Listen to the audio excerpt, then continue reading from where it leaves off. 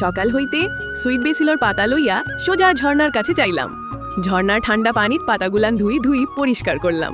বাড়ি ফিরত এক বড় পাত্রত পানি লইলাম, তার মাঝে এক বাটি লবণ ঢালিলাম।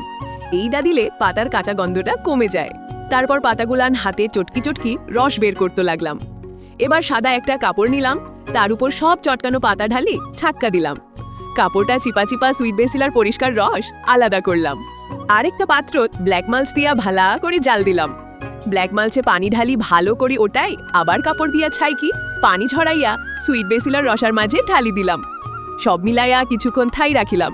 ধীরে ধীরে ওইটা জমাট বাঁধতে লাগলো, জেলির মতো থকথক হইয়া উঠল। যখন ঠিক ঠান্ডাইয়া বসে গেল, তখন একখান পাতলা চাকু দিয়া চৌকো চৌকো পিস কাটি লইলাম। পাহাড়ি জেলি খুব নরম হয়, তোলার বেলা সাবধান হইতে হয়।